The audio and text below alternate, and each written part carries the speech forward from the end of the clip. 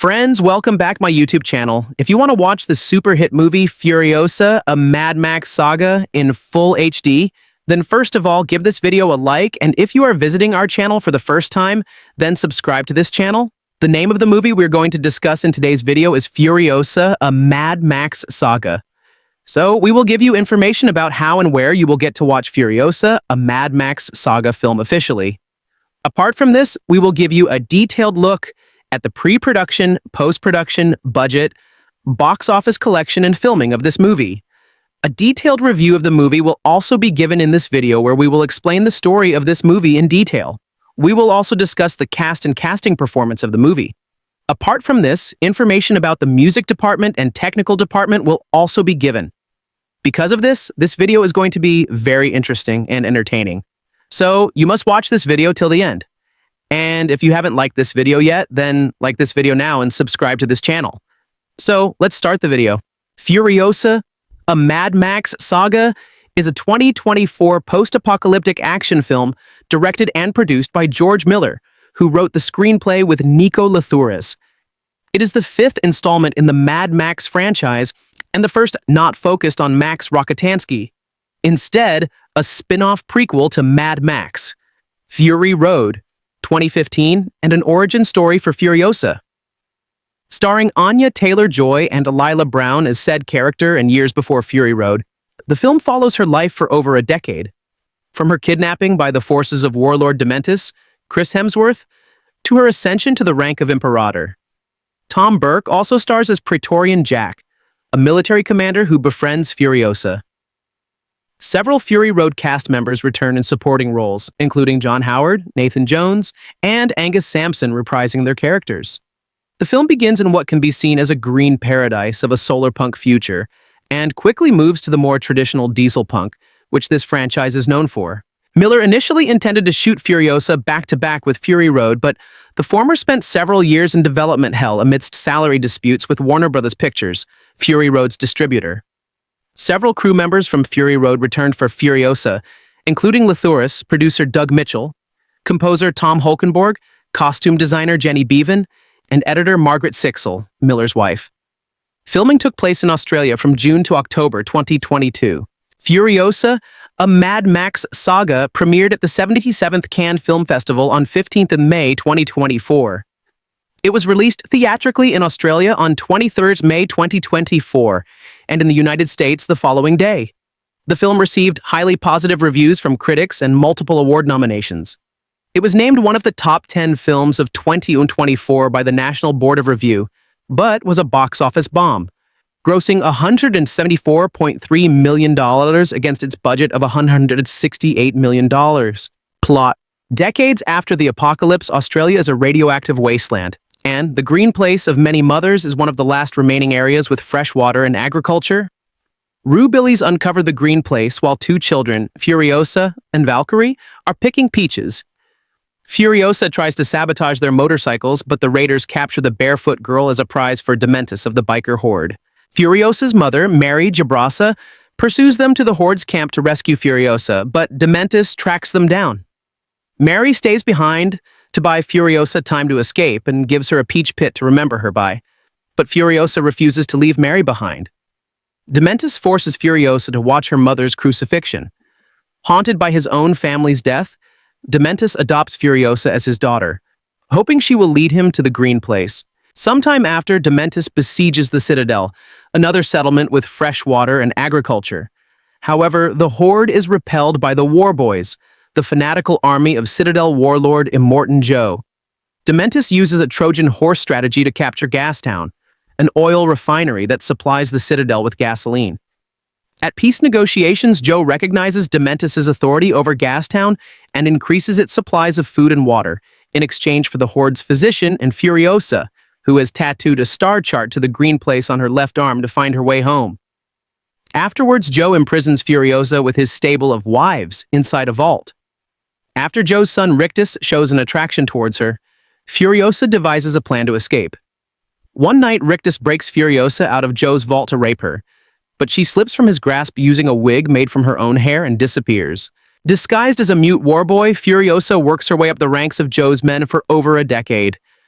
She helps build the war rig, a heavily armed supply tanker that can withstand raider attacks in the lawless wasteland. Furiosa plans to escape by hiding on the rig when Joe sends his top driver, Praetorian Jack, on a supply run. Disillusioned by Dementis' callousness, his lieutenant, the Octoboss, goes rogue and launches an air assault on the rig. His mortifiers slaughter the rig's entire crew and destroy Furiosa's hidden motorcycle. But Furiosa and Jack team up to defeat them. Furiosa tries to carjack the rig and drive home, but Jack easily thwarts her. However, he recognizes her potential and offers to train her to escape if she helps him rebuild his crew. Furiosa becomes Jack's second-in-command and is promoted to Praetorian. She and Jack develop a bond and resolve to escape together. They see an opportunity when Joe decides to attack Gastown, which Dementis has mismanaged to near ruin. Joe orders Furiosa and Jack to collect weapons and ammunition from the Bullet Farm, an allied mining facility. However, Dementis, having already taken possession of the farm, ambushes them when they arrive. Furiosa and Jack barely escape, and Furiosa's left arm is injured and pinned to an overturned car. Dementis chases them down and has Jack dragged to death. Furiosa escapes her chains by severing her own injured arm, sacrificing her star map to escape. A lone man watches from afar as Furiosa struggles back to the Citadel, where she and Joe's aide, the People Eater, form a strategy to avoid a trap planned by Dementis. Instead, Dementis is lured into a trap at the Citadel, and the War Boys crush the Horde. Having lost her path home, Furiosa shaves her head, builds a mechanical prosthetic in place of her severed arm, and pursues the fleeing Dementis. After an extended chase, Furiosa subdues Dementis in the desert. She imprisons Dementis in the Citadel and uses his still-living body as fertilizer to grow a peach tree from her mother's pit. Joe promotes Furiosa to Imperator and gives her command of a new war rig. She meets Joe's 5 breeder wives in the vault where Joe once held her prisoner and shows them a peach from the tree. The night before another supply run, the 5 wives hide in Furiosa's rig. Cast Anya Taylor-Joy as Furiosa, Alyla Browne as Child and Teen Furiosa, archive footage of Charlize Theron as the older Furiosa from Mad Max.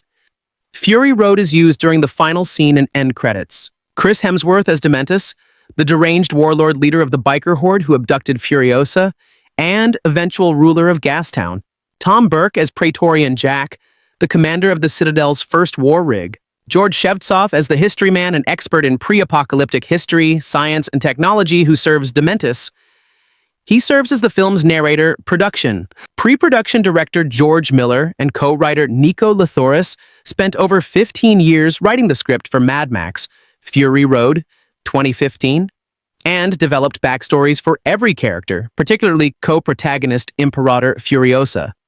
Miller and Lathoris eventually wrote a Furiosa-centered screenplay, which actress Charlize Theron used as a reference for her performance in Fury Road. According to Miller, Furiosa probably takes place after Mad Max Beyond Thunderdome, 1985. But the Mad Max franchise has no strict chronology. The first trailer of the film, released on 30th November 2023, stated that Furiosa takes place 45 years after the collapse. In July 2010, Miller announced plans to shoot Fury Road back-to-back with a live-action prequel film entitled Mad Max, Furiosa. But during pre-production, it was decided to shoot only Fury Road. At one point, Miller and Lathoris hoped to turn the Furiosa screenplay into an anime film directed by Mahiro Maeda, who had previously worked on The Animatrix, 2003, Neon Genesis Evangelion, 1995-96, and Porco Rosso, 1992. In May 2015, Miller stated that if Fury Road became successful, he would develop 2 more films. In November 2017, Miller's production company filed a lawsuit against Warner Bros. Over a Fury Road salary dispute, which delayed the production of any additional entries in the franchise. In July 2019, Miller revealed that a Furiosa film was still being planned, in addition to 2 Mad Max sequels. By March 2020, Miller and Warner Bros. Settled their lawsuit and began casting the Furiosa prequel, which Miller intended to make after 3,000 Years of Longing, 2022. It was reported that the film would take place over a time frame of 15 years, depicting Furiosa's backstory of how she was displaced from her home and spent her life trying to get back. Multiple Fury Road crew members agreed to return for the film, including composer Tom Holkenborg, costume designer Jenny Beavan, editor Margaret Sixel, makeup designer Leslie Vanderwalt, production designer Colin Gibson, no relation to original Mad Max star Mel Gibson, and sound mixer Ben Osmo. Bevan, Sixel, Vanderwalt, Gibson, and Osmo had all previously won Academy Awards for their work on Fury Road. In 2020, Miller said that the semi-retired John Seale had agreed to return as cinematographer, but Seale retired after shooting Miller's 3,000 Years of Longing, explaining that he wanted to spend more time with his grandchildren. Simon Duggan took over as Furiosa's cinematographer. George was definitely looking to find an Australian cinematographer, Duggan recalled. PJ Votan told him, "Look, it's a no-brainer. Just get Simon to come in and do it." And George trusted him. George knew the work I was doing and thought it was amazing, so when we first met, we just wanted to talk about the Australian industry, the people we knew, and the experiences we had. And we knew that Fury Road was the starting point to the look and feel of what Furiosa was going to be, but only a starting point. Village Roadshow Pictures, which had co-financed Fury Road, was credited in initial marketing material for Furiosa, with its involvement also acknowledged by an official press kit related to the film and a press release by the Cannes Film Festival. However, following its premiere, all mentions of the company were omitted from promotions and the film itself.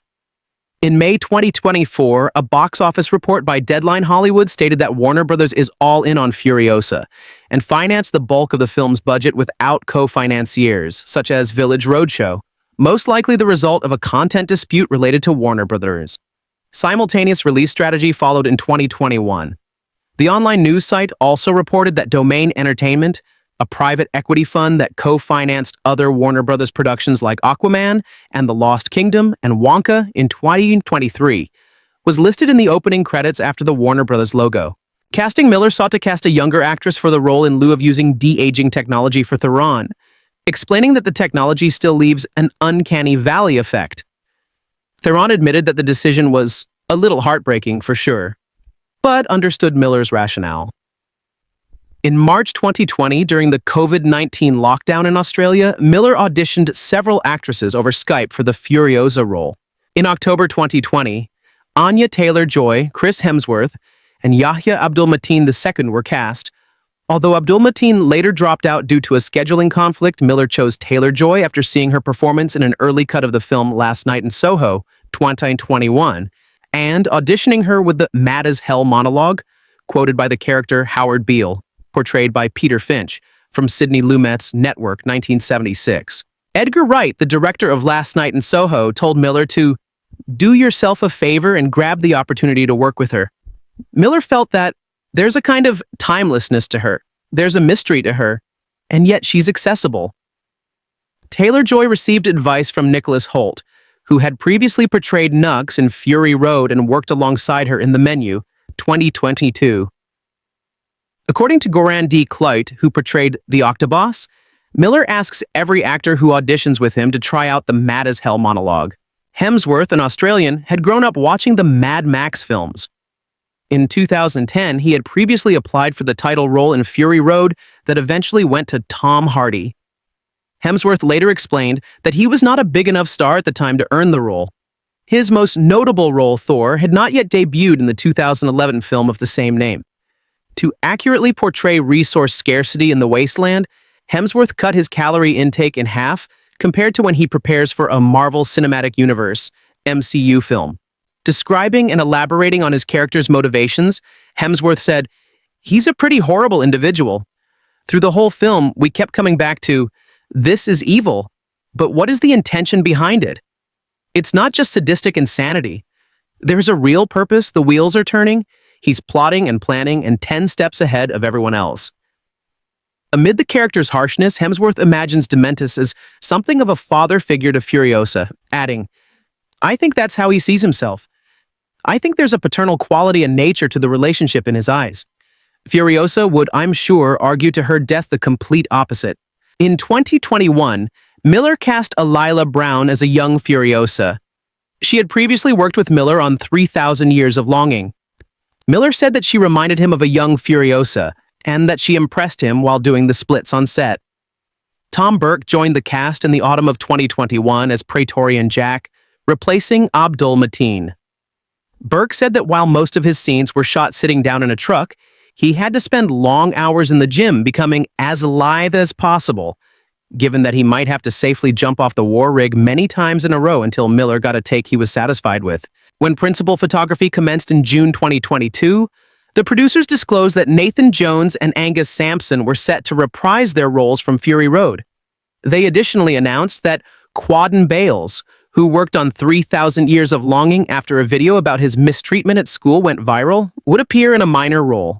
During the production, Miller agreed to cast Lachie Hume, who was already playing the role of Rizdale Pell, as a younger Immortan Joe, succeeding Fury Road's late Hugh K.E.'s Byrne, who died in 2020. Miller initially wanted to use a body double for Joe and to record his lines in post-production with ADR, but Hume convinced Miller that he could replicate Keyes Byrne's voice and eyes. When you are working on a Dr. George Miller movie, there is no pressure on you because you're in an incredibly supportive environment, Hume said. During pre-production, Hume fell off a motorcycle while practicing for a scene as Rizdale Pell.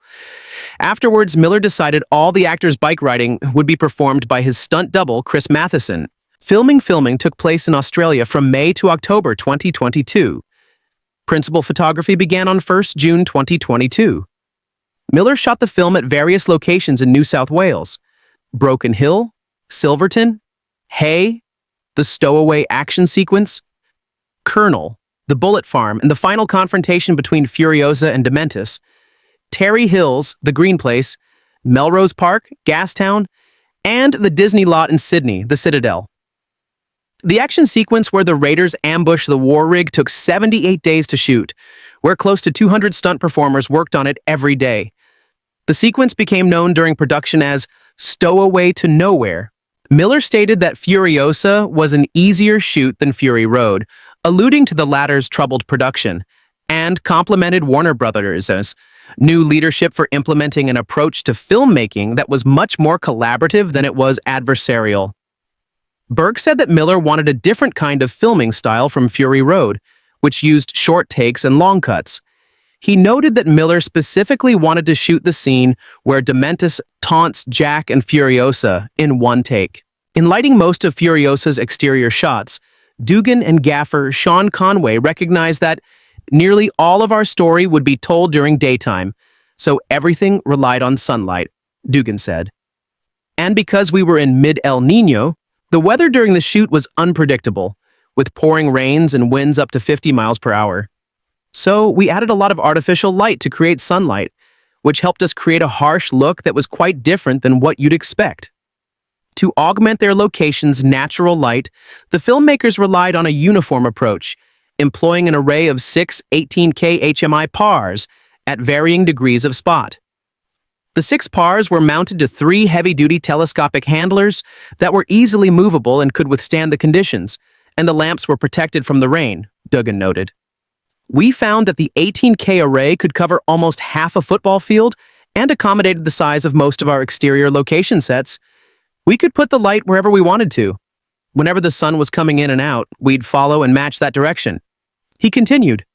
George told us we weren't going to wait for anything to light our sets, so we had to be prepared with one solution. And that meant we didn't have to stop shooting. We could just keep on going. Of course, we always oriented the sets, or our camera, to make use of side light or backlight from the actual sun, but the brute power of those PARs gave us all the light we needed. Taylor-Joy praised Miller's commitment to safety on set, but said that working on the film was, nonetheless, a challenging experience. With just 30-odd spoken lines of dialogue, she would go months on the film set without speaking a single word on camera. I've never been more alone than making that movie. I don't want to go too deep into it, but everything that I thought was going to be easy was hard. When asked what proved more difficult than she expected on the Furiosa set, the actress said, "Next question, talk to me in 20 years. In a later interview, responding to a question regarding how she was able to portray the nuance and complexity of Furiosa without much dialogue, Taylor-Joy explained, "The character was just immediately there. The second that I read the first script, even though the script changed quite a bit by the time we got to filming, I had her essence very deeply embedded within me. I was also supremely protective. I think I fought more for this character than I had fought for any other character. George had such a specific vision for what he wanted her to be, and I just felt like it was my responsibility to fight for any moment where you could see a little bit of her rage come out. Sharing her most memorable note given by Miller throughout the filming process, she said, "George wanted Furiosa to be incredibly stoic, and I felt like my contribution was that I've always felt like you need to see the humanity behind that, if you want people to fully invest in a character. George encourages you to be in almost like a university-type setting where every choice you have to justify, and you don't justify it once. You justify it thousands of times if it's going to make it in the movie. It was really great training for me, not only as an actor, but also as somebody that hopes to direct one day. Your conviction has to be unwavering if you want something to make it into one of his movies." Hemsworth arrived on set nursing a back injury, but said that he was excited to work on Furiosa because playing Dementis allowed him to get out of that typecast space of the muscly action guy and play a character with complications and darkness. He explained that suffering without a purpose is awful, but suffering with purpose can be rejuvenating and replenishing. Burke said that Miller was willing to collaborate with his actors to structure Furiosa and Jack's relationship, explaining that while Miller wanted a romance, Burke felt the characters should push romance to the side until they believe they're riding off to a safer place. While promoting the film, the actors disclosed several ideas that Miller considered or even shot but ultimately cut. Taylor-Joy said that Miller shot but ultimately deleted a scene where Furiosa cuts off Dementis' tongue, an act which is mentioned but not shown in the theatrical version. Burke said that Miller vetoed the idea of a training montage where Jack teaches Furiosa about road war because it was too much of a cliché. Post-production Fury Road's VFX supervisor Andrew Jackson returned for Furiosa. His home studio D&Egg worked with Framestore, Metaphysic.ai, Rising Sun Pictures, and Slate VFX. He had received an Academy Award nomination for Fury Road and subsequently won the Oscar for Tenet, 2020. Jackson said that Furiosa leans much more heavily than Fury Road on visual effects, and that Miller completely embraced the idea that CG is the way to go to build worlds and do whatever we need to do in post. In addition to traditional CGI work, such as augmenting backdrops and stitching together the work of multiple stuntmen who shot their scenes separately for safety reasons, Jackson used VFX to heighten certain action scenes, such as the stowaway action sequence, where VFX animated the Octobos's demise, and the final chase sequence, where a CGI version of Furiosa's otherwise practical car was used to animate things just far too dangerous to be doing with a real car, like sideswiping motorbikes. VFX helped generate a feeling of movement by making background elements move faster and animating flying equipment like the Octobos's rippling black parachute. As Furiosa ages from a child to a young woman over the course of the film, Miller and Jackson hired Rising Sun Pictures to use machine learning, a non-generative form of artificial intelligence, to blend Taylor-Joy's and Browne's faces together. Taylor-Joy said that Miller wanted the transition to be seamless. She spent 2 days shooting with Rising Sun so that they could map her facial expressions.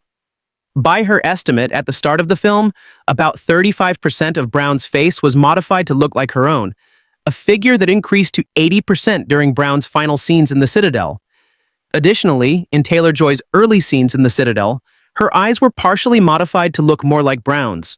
Taylor-Joy stressed that the actors' union went on strike in part to demand better regulation of AI tools, and that Miller's use of AI was consensual. Metaphysic.ai performed a similar function for the Bullet Farmer, blending Lee Perry's facial features with those of the late Richard Carter, who portrayed the Bullet Farmer in Fury Road. Impact on the Australian film industry. According to the Australian Broadcasting Corporation, ABC, Furiosa was the most expensive film in Australian history with a budget of $333.2 million. Over 3,000 people worked on the film, including some ex-convicts who were hired as supporting artists. In addition, to take advantage of Australian tax credits for VFX work, D&Egg opened a Sydney branch to spearhead special effects work on Furiosa. It estimated that the office, once fully staffed, would employ up to 500 VFX artists. The film was awarded extensive government subsidies, including a filming incentive from the New South Wales government and various offsets from the federal government. Miller said that government support made shooting in Australia possible. Queensland University of Technology professor Amanda Lotz estimated that Screen NS dollars contributed $50 million in direct subsidies to Furiosa's budget. Additionally, the federal government offers all qualifying films a tax rebate equivalent to 40% of the amount of money the production spends in Australia. Lots estimated this federal rebate at $133 million, 40% of a $333.2 million. And NS Dollars Premier Gladys Berejiklian said that she hoped Furiosa would contribute a $350 million to the Australian economy. Although a May 2024 ABC report estimated the size of the NS filming incentive as a $175 million, over half the film's reported budget, the ABC subsequently amended its report to remove that estimate. Other reports suggested that the AU $175 million figure applies to the total size of the NS subsidy fund spread out over 5 years, and not to Furiosa specifically. Furiosa's VFX artists allowed production to keep shooting in Australia even though the weather in New South Wales was not ideal for a desert-based film. By contrast, Miller had to move the Fury Road shoot from Australia to Namibia because rain caused wildflowers to grow in the Australian desert, which would not have happened in a post-apocalyptic wasteland. According to Framestore, during the opening chase sequence where Mary tracks Furiosa's kidnappers through a series of sand dunes, we ended up pretty much having to replace all of the ground. Colorist Eric Whipp, who also worked on Fury Road, said that because the desert scenes needed to look like Namibia and there was a huge mix of sunny and cloudy days during the shoot, a lot of the backgrounds in this film are full CG. Music. Main article Furiosa, a Mad Max Saga soundtrack. Fury Road composer Tom Holkenborg, also known as Junkie XL, returned to score Furiosa as his third collaboration with Miller after Fury Road and 3,000 Years of Longing. Holkenborg moved to Sydney to pen the score and also helped prepare the final mix. He explained that because Furiosa was a character-driven film, the film's score had to be character-driven as well. Musically, everything was being told from a first-person perspective, which is being her, Furiosa, how she watches the world around her, the wasteland, its cruelties. Holkenborg added that Miller wanted a way more subtle score for Furiosa than Fury Road, the latter of which was just massive action over 48 hours, and an over-the-top rock opera. In particular, Miller vetoed reusing the song Brothers in Arms from Fury Road, which plays when Max and Furiosa help each other escape the Rock Rider Canyon, during the Bullet Farm action sequence because he wanted to focus the audience's attention on the fact that Furiosa was willing to sacrifice her best chance at finding the green place to save Jack's life, and directed Holkenborg to use Fury Road's musical motifs for the green place instead. Miller explained that the Bullet Farm sequence needed to be kind of a love story in the middle of an action scene. He wanted to show that through their actions, Furiosa and Jack actually are prepared to give of themselves entirely to the other. Furthermore, Holkenborg used AI to make deep, fake voices from another voice, explaining, what if the source sound was a drum rhythm, and what if the destination sound was an electric guitar? But the software doesn't know what to make of it. So it gave us a happy accident that we used throughout the score. Warner Brothers' in-house record label Water Tower Music released the official soundtrack album on 17th May 2024. Marketing. On 29th November 2023, the Warner Brothers booth at CCXP featured a first-look image of Taylor-Joy's Furiosa. The following day, the teaser trailer of the film was released. On 19th of March 2024, the official trailer debuted at CinemaCon. Warner Brothers screened extended footage of the film on 9th April. Miller, Taylor-Joy, and Hemsworth appeared together for the first time in public to promote the film. Running about 5 minutes, the extended preview shown at CinemaCon revealed that the film would be split into 3 distinct chapters. Her Odyssey Begins, A Warrior Awakens, and A Ride into Vengeance. The final film actually features a total of 5 chapters: The Pole of Inaccessibility, Lessons from the Wasteland, The Stowaway, Homeward, and Beyond Vengeance. A trio of first-look images from the film were released exclusively by Total Film on 19th of April. On 16th of May, an extended sneak peek was released by Odeon Cinemas and was released on YouTube the following day. Release theatrical. Furiosa, a Mad Max Saga, had its world premiere at the 77th Cannes Film Festival screening out of competition on 15th of May 2024. The film was released theatrically in Australia and India on 23rd May 2024, and in the United States on 24th May 2024. It was originally scheduled to be released on 23rd June 2023, but was delayed to May 2024. The film opened in China on 7 June 2024, becoming the first Mad Max film to be theatrically released there.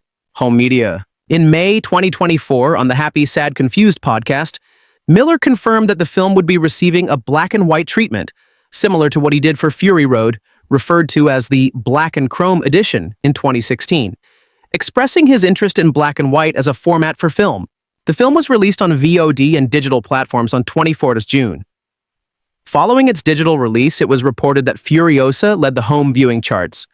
The film came in at number 1 on the iTunes VOD chart for 1st July and held the same position on the Fandango at Home charty for the week of 24-30 June 30. It was released on 4K UHD Blu-ray and DVD on 13th August. Special features include the hour-long behind-the-scenes documentary Highway to Valhalla in Pursuit of Furiosa, which interweaves concept art, set footage, and interviews with cast and crew, providing an overview of the project from conception to post-production, while shorter featurettes delve into Furiosa and Dementis, and Taylor-Joy's and Hemsworth's performances. An extended breakdown of the stowaway action sequence is also included. The disc is rounded out by a featurette on the film's vehicular designs and their construction. The same day, Furiosa, a Mad Max Saga Black and Chrome edition was released simultaneously on 4K Ultra HD Blu-ray and digital streaming, and is also featured in the Mad Max 5-film 4K Collector's Edition, which was released on 24 September. The film became available for streaming on Max on 16th August. On 30th December, alongside Fury Road, the film became available to stream on Netflix. Reception. Box office. Furiosa, a Mad Max Saga, grossed $67.6 million in the United States and Canada, and $105.3 million in other territories, for a worldwide total of $172.8 million. The film's box office performance has been deemed a failure. Critics and film pundits noted that the franchise's limited appeal in general, and prequels in particular, contributed to poor box office performance. Variety reported that industry insiders estimated that Furiosa needed to gross $350 to $375 million to turn a profit, and that it would end up losing $75 to $95 million for the studio and its co-funders. However, a Warner Brothers spokesperson claimed that the film had a lower break-even point. As much as half of the film's budget was covered by the NS dollars and Australian federal governments. In April 2025, Deadline Hollywood calculated the film lost the studio $119.6 million when factoring together all expenses and revenues. Performance. In the United States, Furiosa's $32.3 million gross in its 4-day opening weekend was described as disappointing. Industry analysts had projected $40 million.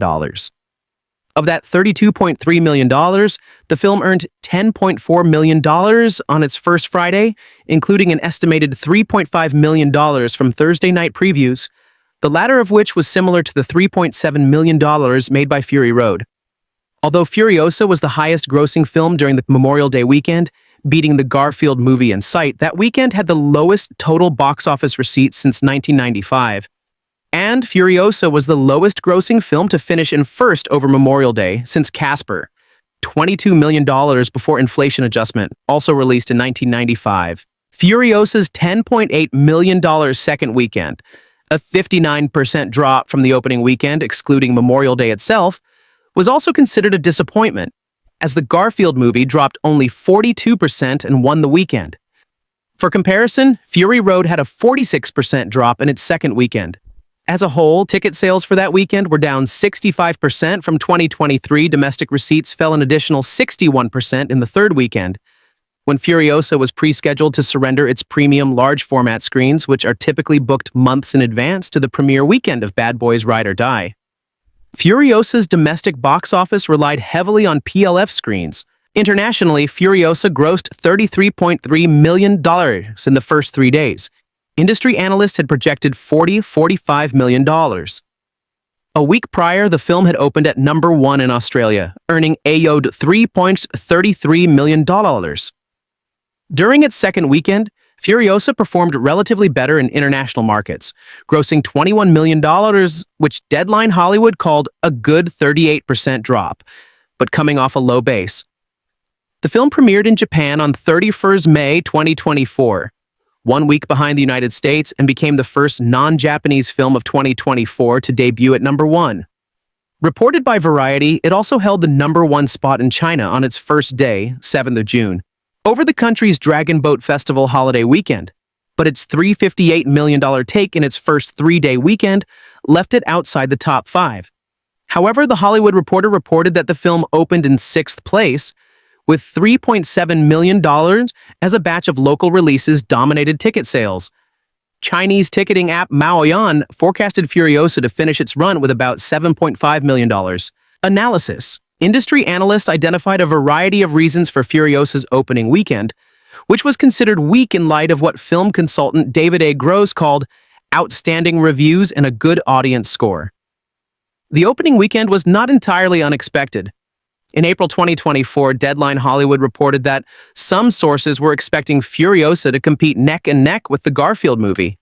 However, following Furiosa's disappointing second weekend, an anonymous studio executive told a reporter that it's mind-numbing that Furiosa hasn't grossed $50 million domestically.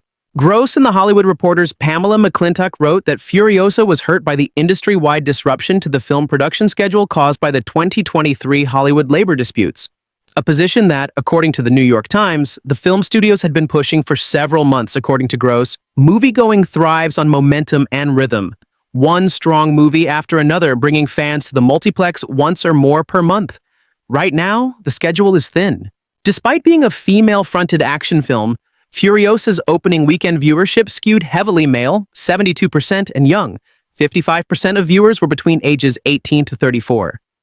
Ormant's was because the film is not a 4-quadrant tentpole, writing, Furiosa wasn't ever expected to be a Fast and Furious or Disney remake-level moneymaker for theaters, skewing more towards male audiences and to longtime Mad Max fans. Forbes' Paul Tassi praised Hemsworth and Taylor-Joy's performances, but questioned whether Furiosa commanded the same kind of brand recognition as a traditional IP-led tentpole feature, given that it was a prequel spin-off of a side character in Fury Road who was not even being played by the same actress this time. After Bad Boys Ride or Die debuted above expectations, box office analyst Scott Mendelson tweeted that sequels soar, prequels stumble, and originals struggle, just like nearly every other summer.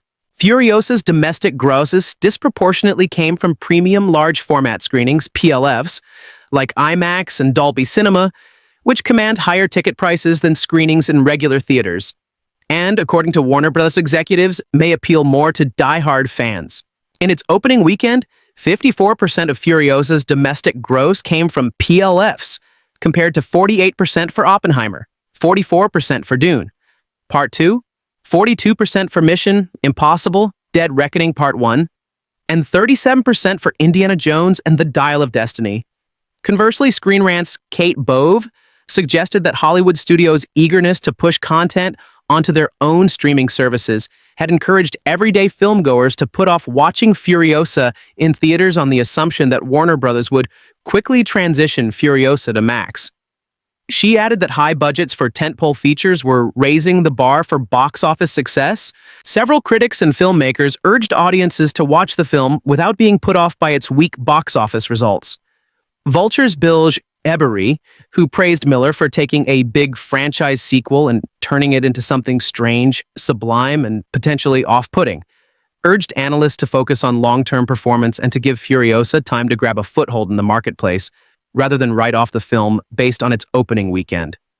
Eberi also pointed to the 2023 cultural phenomenon of Barbenheimer, Barbie and Oppenheimer, which accumulated 75% of its total grosses after the opening weekend due to strong word of mouth. Director Wes Ball, whose film Kingdom of the Planet of the Apes had moved up its release date to avoid directly competing with Furiosa, encouraged people to go and watch the film on the big screen on Twitter by tweeting, "Like the movie or not." Creative swings like this don't come around often. When they do, try to enjoy the ambition of it all in a great theater. Furiosa was made because Fury Road was beloved, not because it was a box office hit. Critical response. On the review aggregator website Rotten Tomatoes, 90% of 419 critics' reviews are positive, with an average rating of 7.910. The website's consensus reads, retroactively enriching Fury Road with greater emotional heft, if not quite matching it in propulsive throttle. Furiosa is another glorious swerve in mastermind George Miller's breathless race towards cinematic Valhalla. Metacritic, which uses a weighted average, assigned the film a score of 79 out of 100 based on 64 critics, indicating generally favorable reviews. Audiences polled by CinemaScore gave the film an average grade of B+ on an A+ to F scale, the same as Fury Road, while those polled by PostTrack gave the film an average of 4, 1, and 2 stars out of 5, with 70% saying they would definitely recommend it. Writing for RogerEbert.com, Robert Daniels awarded the film 4 out of 4 stars and called it one of the best prequels ever made. He praised the action sequences, performances, and storyline. Pete Hammond of Deadline Hollywood viewed the film as possessing the best screenplay of any Mad Max film. The Guardian's Peter Bradshaw called Taylor-Joy an overwhelmingly convincing action heroine. Writing for Empire, John Nugent awarded the film 5 out of 5 stars and described Taylor-Joy as phenomenal. Finding the right balance of steeliness and fractured humanity that Theron instilled, Jada Yuan from the Washington Post thought that Hemsworth had created one of the all-time great screen villains, and Jake Wilson of the Sydney Morning Herald saw him stealing the show. In a critical review, Owen Gleiberman of Variety perceived Furiosa as franchise overkill. And as filled with pretension, Nicholas Barber of the BBC also disliked some aspects of the film, giving it 3 out of 5 stars. He viewed the plot as meandering and as draining, writing, "You soon reach the point where you're sick of sand, sick of explosions, sick of off-puttingly sadistic violence." Stephanie Zacharek's review in Time similarly criticized the film as a slog that's working hard to persuade us we're having a good time. John MacDonald of the Australian Financial Review opined that part of the film's failure may be attributed to the writing, but also to Hemsworth's woodenness as an actor. In July 2024, Theron confirmed she had seen the film, stating, "It's amazing, it's a beautiful film." When asked if she had talked to Taylor-Joy at all throughout the process or since its release, Theron said, "No, we've really been trying to connect. It's been one of those, we can actually make a comedy out of it. We keep running into each other, and in places when we don't have time to really talk to each other. So we're constantly like, oh my God, okay, let's get together." And then life takes over. But it will happen when it's right. By year's end, RogerEbert.com critic Matt Zoller cites, along with Cortland Kelly, named Furiosa as the best of the top 10 films of 2024. Having called it a triumph from George Miller, despite its imperfections, and a film in the tradition of other late-career masterpieces by great directors, clearly less interested in recycling the same established templates yet again, and revisiting familiar themes and situations that were once presented more straightforwardly with a more ambivalent or complicated attitude. Lucas Cloberdance Dyke, writer for Collider, ranked it as the best action film of the year, writing, "Furiosa produces another classic tale of vengeance. This movie is a worthy entry in the Mad Max franchise and continues to revolutionize action movies with impressive practical stunts. The oil tanker scene alone is one of the best sequences in an action movie, but the non-stop narrative has exhilarating and heart-pumping moments that establish Furiosa as one of the greatest action movies ever, let alone the best of 2024. Many filmmakers, including Maggie Betts, Davy Chow, Robert Eggers, Jeff Fowler, Drew Goddard, Luca Guadagnino, Don Hertzfeldt, David Lowery, Pascal Plante, Celine Song, Nacho Vigalondo, and Adam Wingard, cited the film as among their favorites of 2024. In June 2025, IndieWire ranked the film at number 24 on its list of the 100 best movies of the 2020s so far. The question is, do you have what it takes to make it epic? Says an undaunted Chris Hemsworth. It's a call to action that comes toward the end of Furiosa, a Mad Max saga. George Miller's apocalyptic epic Western prequel to Mad Max Fury Road that could, of course, be directed at Miller himself. Because this film is here to give you more gravity-defying chases, more high-flying stunts, more deeply felt pathos, and somehow an even greater spirit to push the limits of what the frame can hold, employing Christian iconography and Arthurian legend to craft an entrancing story that still manages to surprise, even if we already know of the bleak future it's guiding us toward. It's simply one of the best prequels ever made, Broken into 5 chapters, each denser than the last, the film begins with a very young Furiosa, Alyla Browne, picking fruit from a tree near her bucolic homeland, the Green Place. A biker gang arrives to forage the land, and though Furiosa ably attempts to sabotage their bikes, she is captured, causing her mother, Charlie Fraser, to venture out into the desert wasteland to retrieve her. A crazed chase ensues, one of the film's many expansive set pieces that sees Furiosa's mother pursuing her daughter's kidnappers over sand dunes and through a sandstorm, to the steps of a hideout belonging to the messianic figure Dementis, Chris Hemsworth. This is the beginning of a decade-long feud between Furiosa and Dementis that involves revenge, grief, and the desire to return home. To do any further summarizing would, of course, not only spoil the film, but would also say that the narrative beats are necessary. They're not. That doesn't mean Furiosa is illogical. Rather, that more than anything, Miller is telling an emotional story of how a once virtuous child became a hardened woman. That kind of arc matches well with the film's operatic sensibilities, as we're introduced to the origins of wasteland fortresses like Gastown and Bullet Farm, and taken to the citadel helmed by a younger, more imposing Immortan Joe, Lackey Hume. Other characters like Immortan Joe's bumbling sons, Rictus, Nathan Jones, and Scrotus, Josh Hellman, return. And tips of the hat are given to fan favorites from Fury Road. Surprisingly, the older Furiosa, a striking Anya Taylor-Joy, doesn't appear until an hour or so in the film. That might inspire immediate disappointment in some, but it shouldn't. Because Alyla Browne as the adolescent Furiosa is so absorbing, often recalling a young Jodie Foster in her mixture of otherworldly intelligence and relentless confidence. The groundwork she lays is so seamless that by the time we leap forward to Taylor-Joy's take on the character, it required a few beats before I could tell the difference between the two actresses. Miller is so assured at reading an audience, he even crafts an elongated chase that sees Furiosa driving across the wasteland with Praetorian Jack, Tom Burke, on an oil run that gives Taylor-Joy and the character the perfect entrance. A hard push-in for a worthy close-up. Though Burke is on screen for a relatively short time, he and Taylor-Joy build quick chemistry as two lost souls who believe that paradise still exists somewhere in the world if they follow the map of stars tattooed on Furiosa's forearm. If it feels like Hemsworth is an also-ran, he isn't. Which is odd to say because he is saddled with a terrible wig and an obtrusive prosthetic nose, and even disappears for long stretches. Still, whenever he does show up, he might be the best part of Furiosa. He doesn't just get the best, more instantly quotable lines.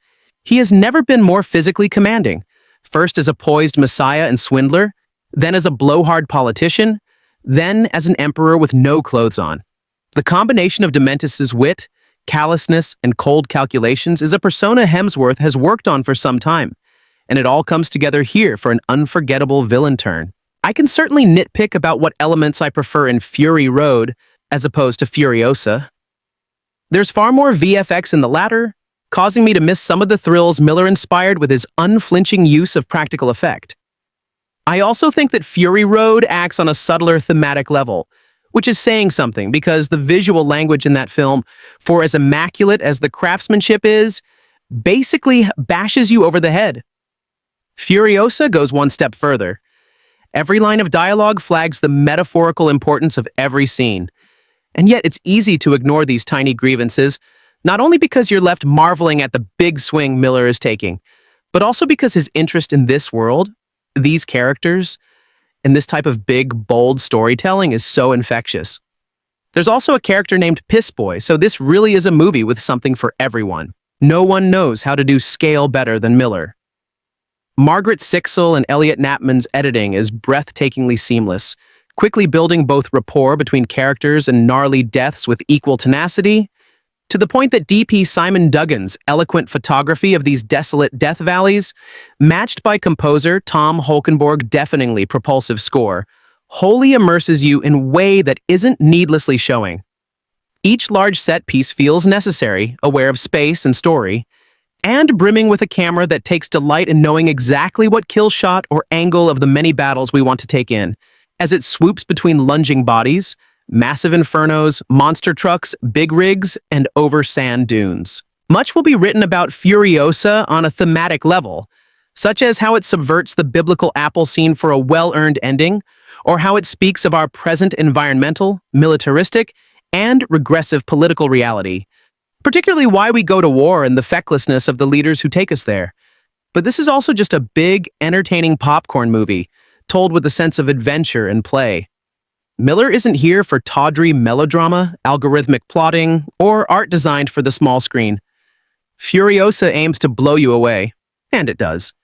To Valhalla and beyond. Furiosa, a Mad Max saga review. The question is, do you have it in you to make it epic? Garrulous and utterly deranged despot Dr. Dementis, Chris Hemsworth, is making small talk with Furiosa, Anya Taylor-Joy, who is in no mood for idle chatter. The moment comes towards the end of the movie. By this point in the film, Furiosa is a single-minded, flint-eyed Avenger with a customized power tool for an arm. It's a great line, which Hemsworth delivers with a lip-smacking relish. But given the barnstorming action onslaught that has preceded the exchange, it's a question that is probably redundant. This is a George Miller picture, after all. Epic is all part of a day's work. But even by the standards of the previous films in the Mad Max series, Fury Road is the closest in tone, but there are marked differences between the two pictures. This is a huge, marauding monster of a movie. See it on the biggest screen if you can. Let the thunderous rumble of customized war rigs shake your seats and the sand-blasted, angry ochre color palette grind itself into your pores. As the title suggests, we follow the backstory of Furiosa, the character played in Fury Road by Charlize Theron. Here, she's performed as a child by Alyla Browne and as a young woman by Taylor-Joy. On the physical resemblance alone, it's superb casting. The two look almost uncannily similar. Beyond that, they are both independently impressive in the role. Browne lets us see the wily calculation beneath the shell of trauma in the little girl ripped from her mother and her community and forced to see things no child should witness. And Taylor-Joy is a pleasure to watch in the action sequences, which take up probably 90% of the film. Her lithe agility and cunning is a refreshing counterpoint to all the lumbering muscle and firepower. She's tiny in comparison with most of the cast, but give her a grappling hook and a set of wheels, and you genuinely believe she could best any of them.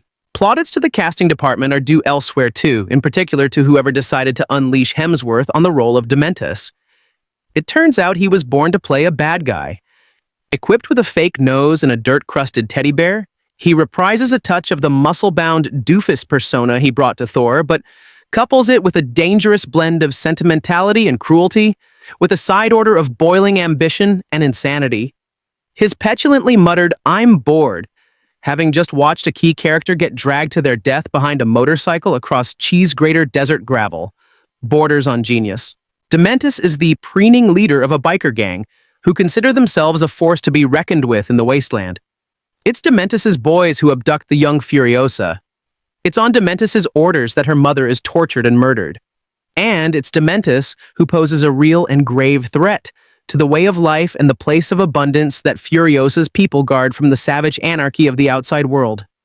Furiosa loathes him with a passion that hardens with every passing year.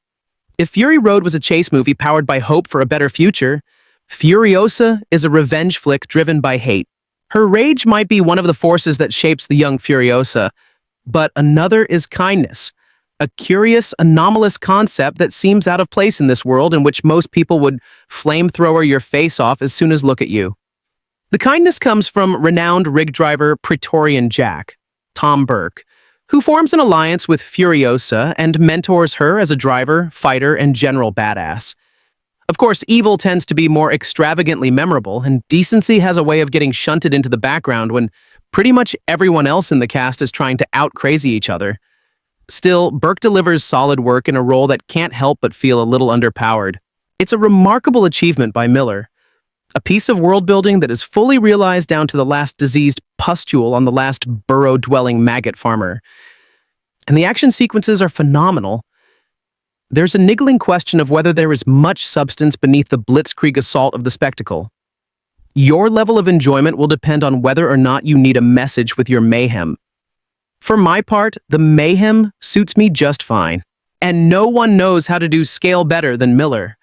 Etta Margaret Sixlaw and Elliot Knapman's editing is breathtakingly seamless and quickly building both rapport between characters and gnarly deaths with equal tenacia, due to the point that past Simon Dugan's eloquent photography of these desolate death valleys matched by composer at Tommy. Hulenberg deafeningly propulsive score wholly immerses you in way that isn't needlessly showing each large set piece feels necessary, aware of space and story, and brimming with a camera that takes delight in knowing exactly what kill shot or angle of the many battles we want to take in as it swoops between lunging bodies, massive infernos, monster trucks, big rigs, and oversand dunes.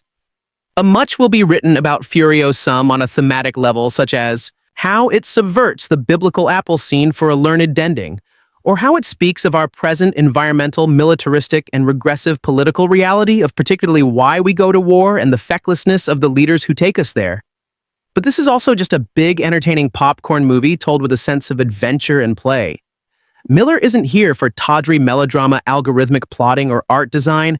For the small screen, Furiosa aims to blow you away, and it does to Valhalla and beyond. This review was filed from the premiere at the Cannes Film Festival. It opens on May 24th.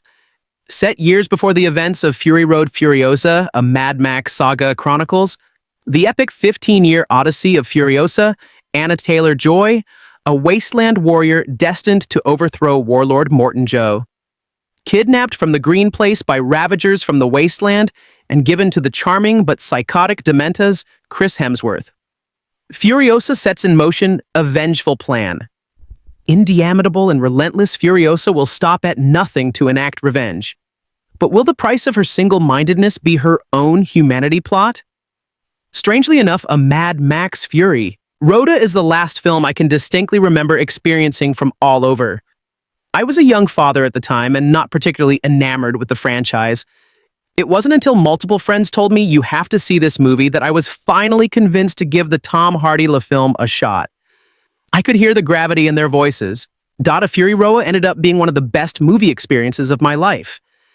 It's the last time I walked out of a theater asking myself internally, how the hell did they do that? In fact, after numerous viewings, it's leap for Agita di Arda as the best action movie ever made, at least in my opinion. 9 years ago, director George Miller claimed he created the Furiosi character's entire backstory in preparation for a Fury Road, going so far as to write the script. Willie Mad Max The Wasteland was likely to be his next project in the franchise. Miller chose instead to direct a prequel focusing on the titular character previously played by Charlize Theron. For fans of this universe, any return to the apocalyptic future of Fam Mad Max was welcome news. But how do Furiosa and Mad Max hold up against the perfection that is of Fury Road? Hey, I'm overjoyed to say that a Furio stands whole amidst the series' best entries, even if it falls short of the gloriofaf Fury Road. A completely different beast than any previous Mad Maxa adventure. A Furio manages to reinvigorate the wasteland for a new generation while still maintaining the touchstones of the series. Director George Miller and co-writer Nicola Luris have crafted a truly epic tale vast in scope and time. Indeed, this odyssey spans almost 2 decades and is split into chapters, something here, too, for unseen in this world.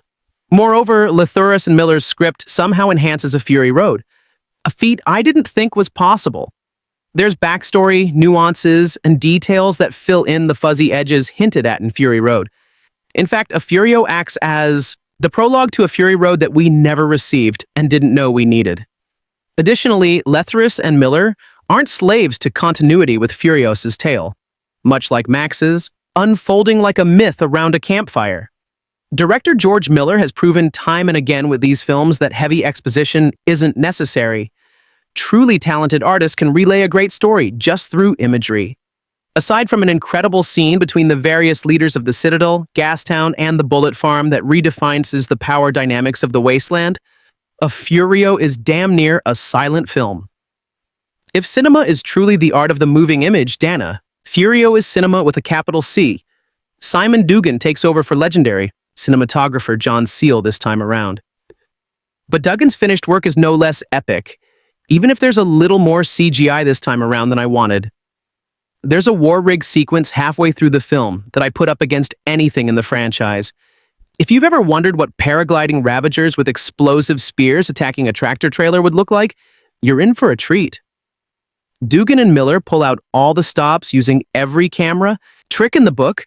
There's a shot involving Furiosa's mother's death that left my jaw on the floor. Robert, Mackenzie's sound design is also likely the best thing you'll experience this year.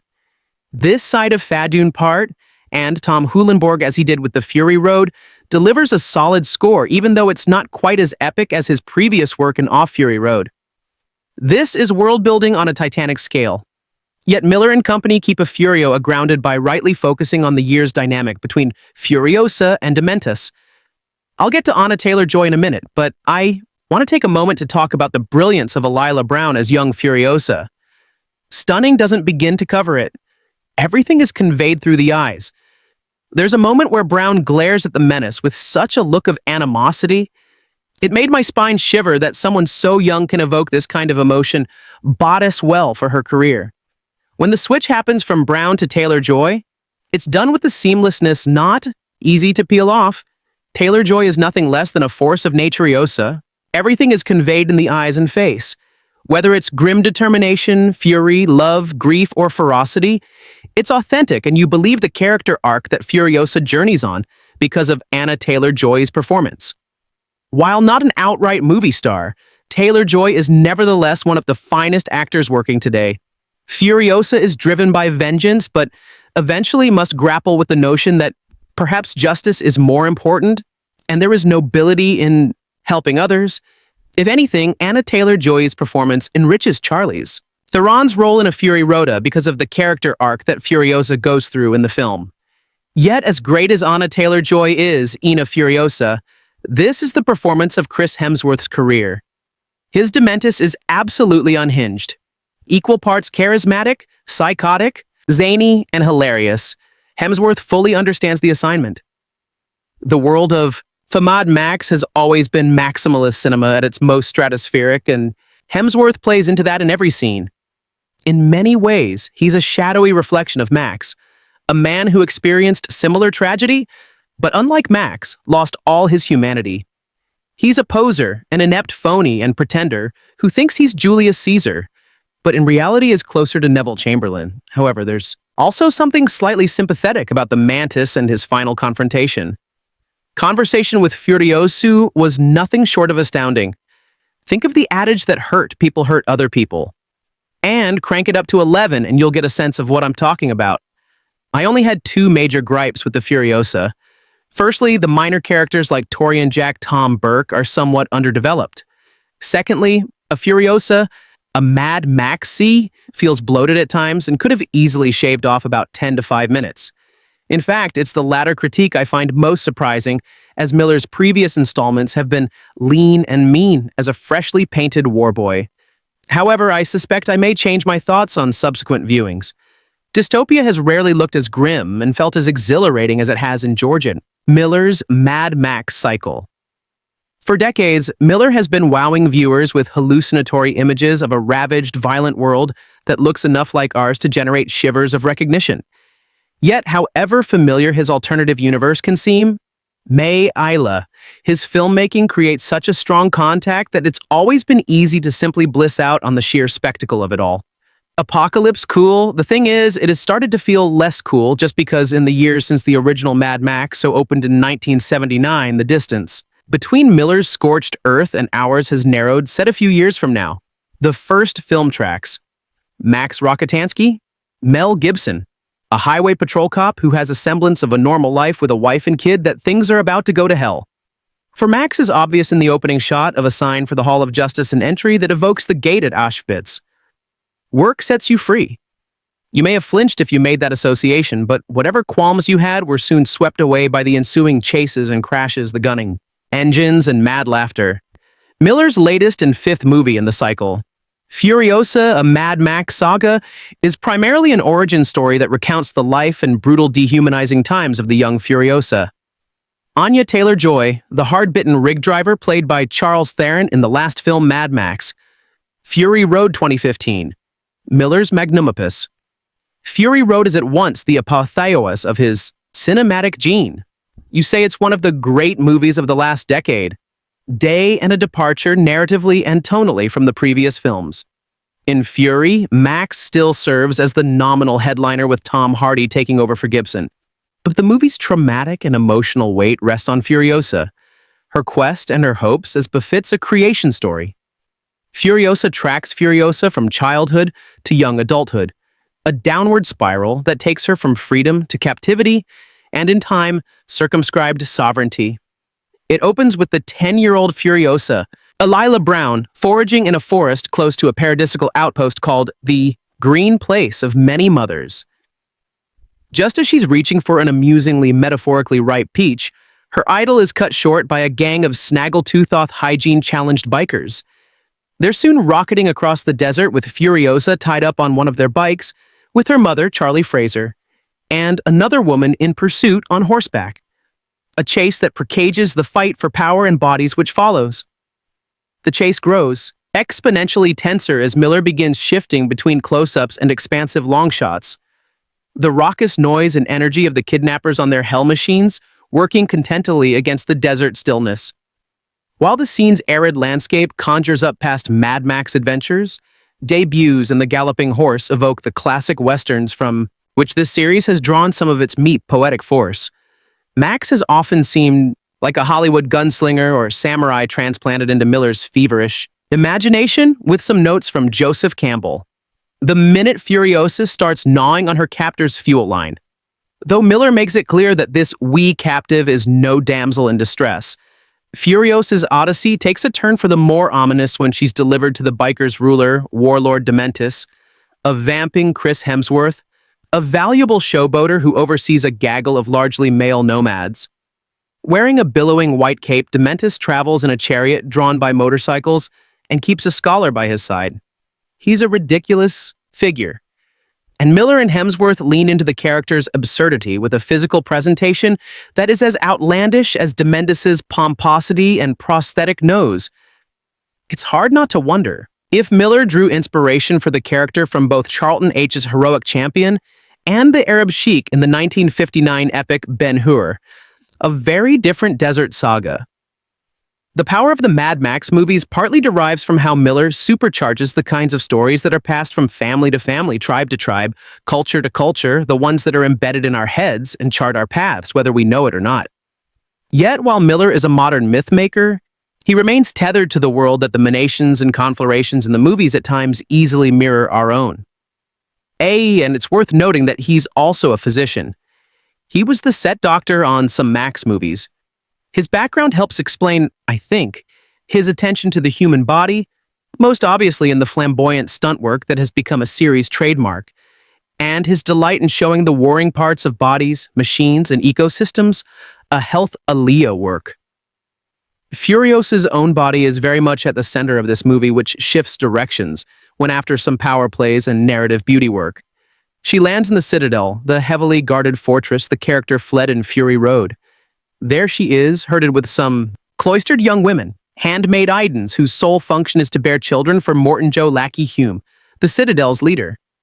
It's also there that Furiosa, still a child and still played by Browne, catches the eye of one of a Morton Joe spawn, a hulking predator whose designs on to jolt the story into a different, unsettling register.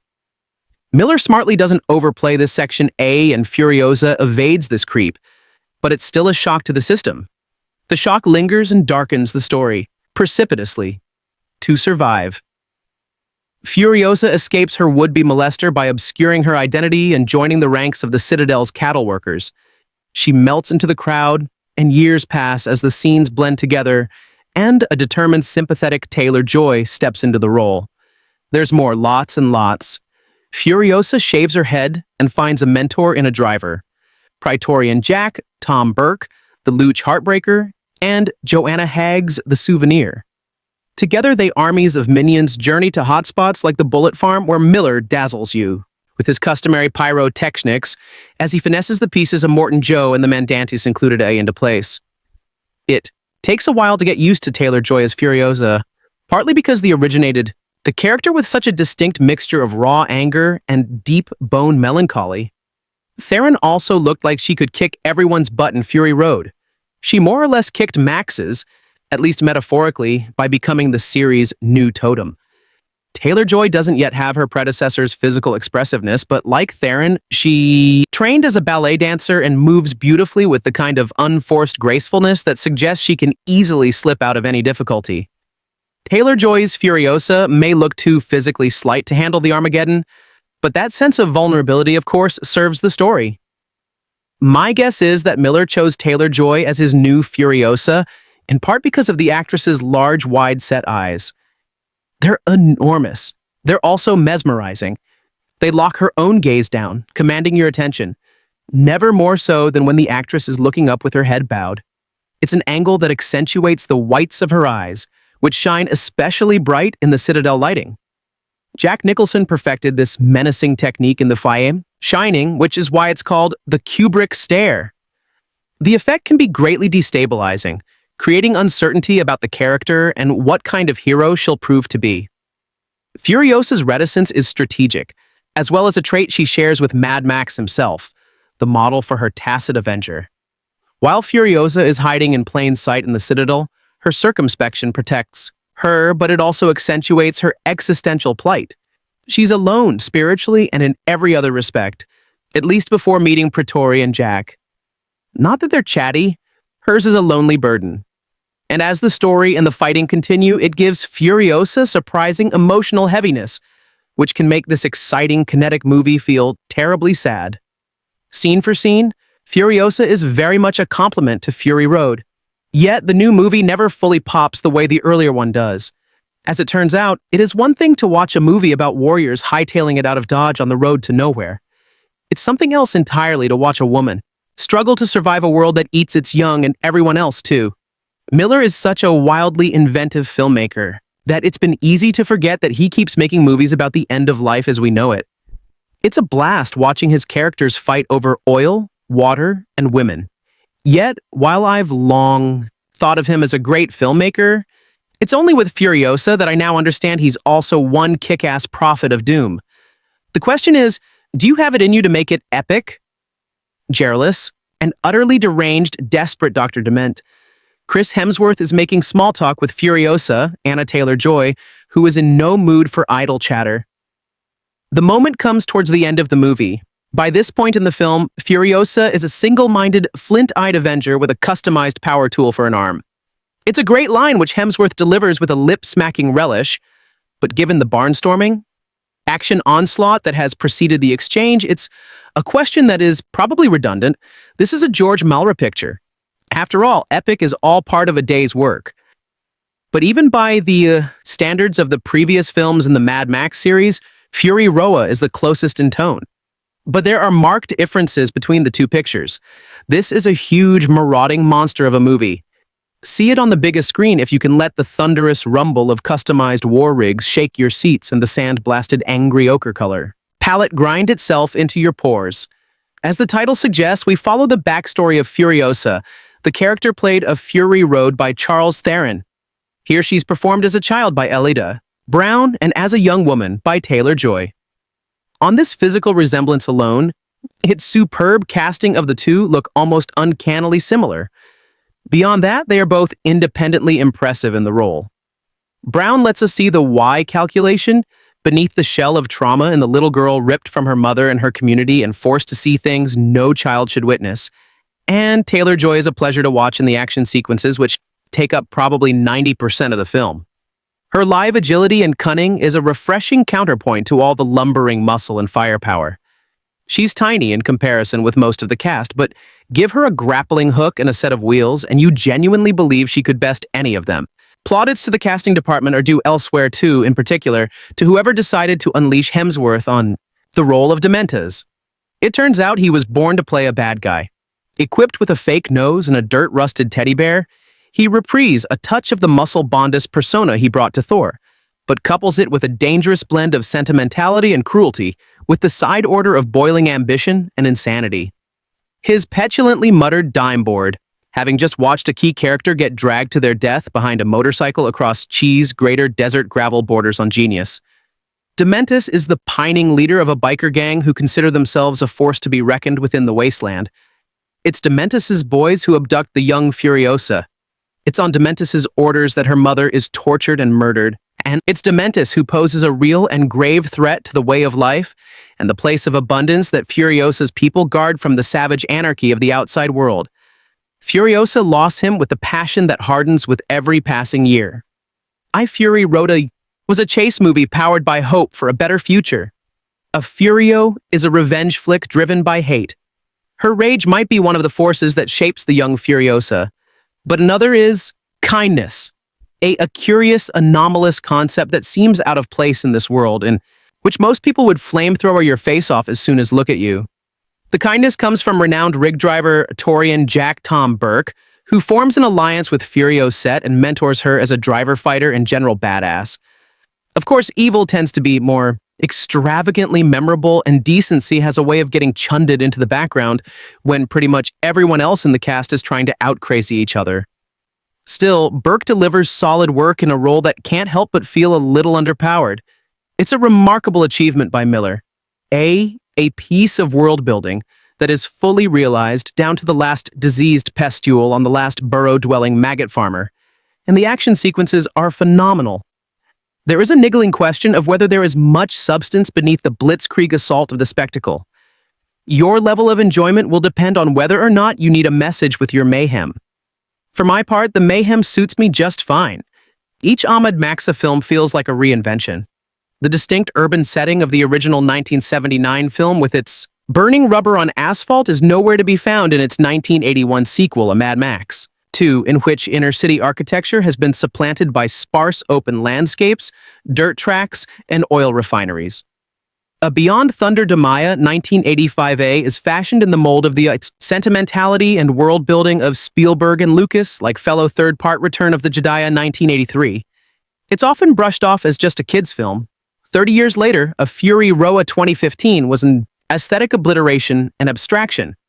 Something of a pure action film that defied all expectation, banning us down its titular highway at breakneck speed, and with shocking clarity, relegating Max, Tom Hardy to shotgun, and introducing Furiosa, Charlize Theron. The film gave us sample time to witness the latter's story of liberation. By freeing the enslaved wives of a grotesque tyrant, she lit a fuse of change and kindled a new, uncertain future. Furiosa, A Mad Maxa, doesn't feel like another reinvention so much as an iteration. Though it may be a prequel, this is less a retro than a detour and a sprawling one at that. On the surface, it is truly a version of Mad Max for Thea 2020s, with all the alarm bells such a statement might set off. Boasting a red-hot runtime just shy of 150 minutes, nearly twice the length of the series, Genesis, the film comes adorned with the kind of unceremoniously commercial title, previously limited to Star Wars stories and a Fast Furious presentations, tracking back through a Fury Road's rarefied air. One has caused the question, can lightning strike twice? Don't get it twisted. Director George Miller proves capable of fashioning a new model for a familiar make. In contrast to A Fury Road's manic long weekend, A Furio is divided into 5 chapters which chart across nearly 2 decades. In the beginning, Furiosa, emphatically performed in her youth by Alyla Browne, is snatched from her home. The green place of many mothers saw a kind of verdant matriarchal utopia hidden within an otherwise barren orange vista by wandering acolytes of the biker horde. Kidnapped and forced to bear witness to the cruel death of her mother, Mary Jo Charlie Fraser, at the hands of biker horde leader Dementis Chris Hemsworth. Furiosa's childhood is spent, bound and caged by the warlord's side. Later, Furiosa is traded for supplies at the Citadel toe of Fury Road antagonist Morton Joe Lackey Hume. Deep in the shadow of Huey's burn, yet escapes the patriarchal midst of he and his entourage, shaving her head and delighting her gender, Furiosa disguises herself for years as a prospective war, boy soldier and servant of a Morton Joe's army, and charts the path back to the green place via star patterns etched on her arm. It's here where Anya Taylor-Joy steps in, enacting Furiosa's rebellion proper with the central set piece in which she attempts to smuggle herself out of the Citadel a Cape Fear style under the carriage of a war rigged on by Max Stand and Praetorian Jack Tom Burke. This results in an episode that ranks among the franchise's most outstanding. The war rig is a Dakota, as war rigs in the wasteland are wont to be, and Miller continues to find new ways of framing every mobile action as it rotates below and above a moving tanker truck. The sequence is choreographed so cleanly and edited so tightly that it feels like a high bar set by its predecessor. The ringing in your ears afterwards as the film moves to silence will pulse with a familiar pleasure. If one will excuse the video game analogy, a Furio feels like the Final Fantasy VII Rebirth 2024 to Fury Roads of Final Fantasy VII Remake 2020. Both are multi-title projects. Similarly, engaged in an act of recycling and reinterpreting beloved texts like Kia Furio Atto Fury Road, a rebirth that diverts from a remake's streamlined linearity, offering an open world with a bigger map host to new locations. A larger cast of characters and enemy types. Gastown and Bullet Farm, places only mentioned or glanced at as ornamental to the Vista Fa Fury Road, are realized as whole explorable environments. Furiosa's war rig and the exceptional set piece noted above is pursued by parachuting enemies that require new mechanics of dispersal. Games are likely not far from Miller's mood board. In recent years, he has buddied up with video game moder Hideo Kojima, even landing his image to the upcoming A Death Stranding 2 on the Beach 2025. It therefore comes as little surprise that Miller and the co-writer Renicola Teresa had already plotted Furiosa's life story prior to its ostensible conclusion in the Fury Road. The two films feel very of a piece such that it may be hard to see how a Furio could be viewed in isolation from Fury Road, and the film status as an appendage amplifies both its strengths and weaknesses. Fury Road's great asset was the economy of its storytelling, its ability to gesture to the larger context of its post-apocalyptic world, while barreling blindly down the freeway. Whilst in origin, the story of Furio's A nonetheless foregoes the traps that might otherwise render the form so generic as in a Fury Road. There is no A before, but a constant, and now a perpetual forward motion, even when taking the scenic route. The film's all-encompassing desire for revenge is an echo of the franchise's Big Bang. While the path Furiosa walks is well-worn in her destination, a grand final confrontation with Dementisa is inevitable. Her unpredictable turns details the road-traveled Dinah. Furia is made retroactively richer, engineered with peerless technical precision by the hands of cinematographer Simon Dugan and editor Margaret Sixel, the latter of whom also worked in a Fury Road. The punchiness of Fa Furiosa's camera work and profusion of images is dialed up in contrast to its predecessor. A Fury Road's orange and blue hues are saturated and rendered anew chrome textures almost golden gray. Familiar cues such as the push-in and zoom combo, which locks in on the driver of any number of souped-up war-ready vehicles, are not so much repeated, as a mented stretch to their visual extremes by a similar margin. Some may decree Furiosa's necessary differences compared to the unhardy Taylor-Joy and Hemsworth are missing a bit of dread. They are exciting physical performers that lack the drama necessary to deliver much of the film's dialogue with any panache. This would be excusable if the film didn't trade wheels for words in its climactic moments. In his first role as an Australian in an Australian set and produced film, the closest he's come is in playing an Australian black ops bloke in the otherwise international extraction of films. Hemsworth goes big, as if making up for lost time. But one wonders if he has spent too much time in proximity to Kuwaiti in the Marvel Cinematic Universe and misplaced his sense of humor. Armed with his native accent and a farcical prosthetic nose, his style is too knowing, too showy. For all the fuss made about a Fury Road's practical effects, one can already foresee a bit of disappointment from those habitually averse to visible VFX. The decision to alternate final credits titles splashes with clips from Mao, Fury Roda, makes clear their textual differences, however slight. In reality, that film is a wondrous synthesis. So, fat practical stanza and the CGI enhancements. So, how much of that balance is sustained? Dina Furio will come down to the stunt and VFX reels that will inevitably emerge in its wake. In the meantime, there is much to enjoy in the film's slick and glossy varnish. The only thing that kept me from enjoying Furiosa, a Mad Max saga, more than I initially did was the unsettling feeling that our real world conditions are getting closer and closer to those that caused the societal collapse in George Miller's epic dystopian decade-spanning Mad Max universe.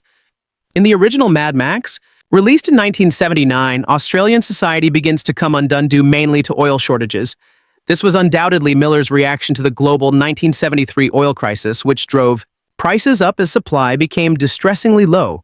While watching Miller's Blood and Diesel action opus, audiences of the late 1970s could hear echoes of the gas crisis they had experienced only a few years prior.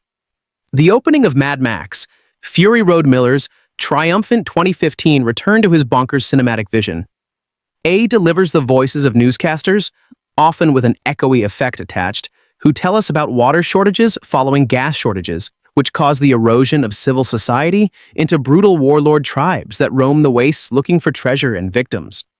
The echoes of the past that we hear in the opening minutes of Furiosa, which tell us why human society is but a memory, feel unsettlingly familiar.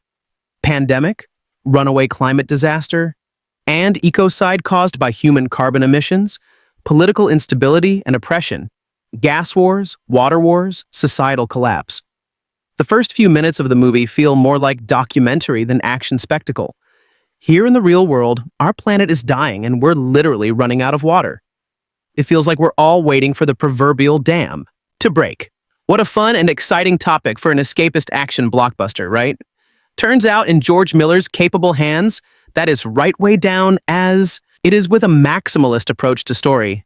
The fifth installment in the Mad Max franchise doesn't quite reach the dizzying pure cinema heights of Fury Road. It's still an unbelievable ride from a sui generis filmmaker. At almost 80 years old, Miller is proving he's still near the top of his game and that with several future Mad Max projects in the works, he's not interested in slowing down anytime soon. The main focus of Furiosa is the titular character's origin story. We met the fierce and ferocious Imperator Furiosa in Mad Max Fury Road. She is the tip of the spear in the cruel, tyrannical warlord, the Morton Joe supply convoy, which helps the power Mad Joe hold his tiny kingdom, known as the Citadel, under his merciless control. Furiosa drives his war rig, a fortified tanker truck, through the wastelands to bring back at Celine from Gastown and ammunition from the Bullet Farm, two other FFTs with which Joe has crucial trade deals. At the start of Furiosa, we find our hero as a young girl. She is living in the oasis we only heard her speak of in Fury Road, the green place of many mothers, a dot of green in the sea of sand surrounding it. One day, Furiosa and her sister Valkyrie spot a group of motorcycle riding raiders. This gang has stopped to investigate the land of bounty they have discovered. During her attempt to sabotage their vehicles, Furiosa is captured by the gang, which sets off the first in a series of high-octane and higher adrenaline chase sequences. When her mother, Mary, tries to rescue her, the small band delivered the girl to their leader, the biker horde warlord known as the Mantis. This vicious ruler takes a shine to young Furiosa. He declares that she will be his adoptive daughter, something of a replacement for Dementis' own family, which he tragically lost years ago. There's too much plot to satisfyingly describe here.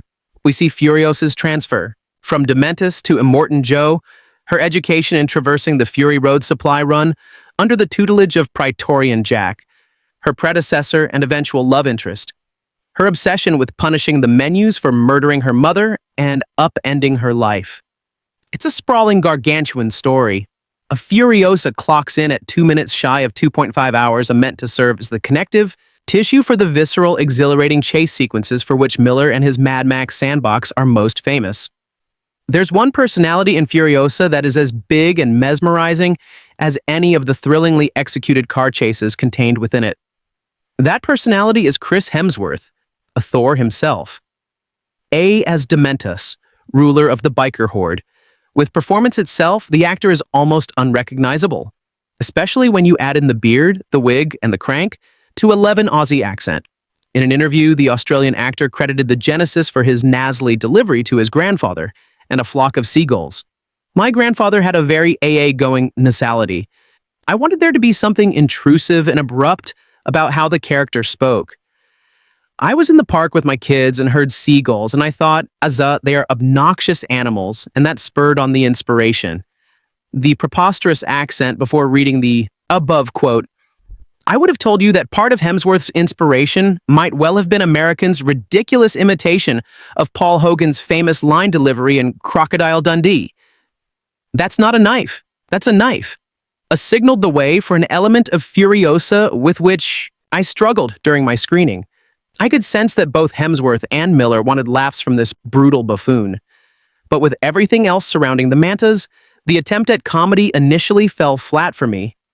The audience at the advanced screening I attended didn't alleviate the feeling either. Virtually no one laughed at Hemsworth's vain, glorious monster. Upon further reflection, I suspect that my reaction, and possibly the audience's, was due to our expectations set by Fury Road. Any laughs in that film are sacrificed on the altar of the incredible, relentless action sequences that drive it. I walked into Furiosa, ready for blood and chrome. Walked out with a new appreciation for Chris Hemsworth's comedic skills. The actor hasn't been this funny on screen since his hilarious take on the male bimbo-mimbo trope in the 2016 reboot of Ghostbusters. This time the comedy is subtler, which, if you've seen the performance, you'll know why it feels odd to describe it as such. And now that I know what I'm in for, I'm positive that I'll enjoy Dementis more on a second go-around. Bridging the gaps between the comedy and the action is the ridiculous, likely awesome motorcycle chariot that Dementis rides to lead his clan into action. The warlord has 3 bikes rigged together, turning the handlebars using reins attached to them. Motorcycle chariot races were apparently a thing in the 1920s and A30s. Miller has resurrected them for his post-apocalyptic vision. The action set. Pieces within Furiosa are every bit as stunning as the ones found in Fury Road, but they feel disconnected to each other by comparison. In the earlier picture, A and I realized that this was a bit of ledger domain on Miller's party. Each bit of asphalt action led seamlessly into the next, creating the sensation of one long kinetic fever dream.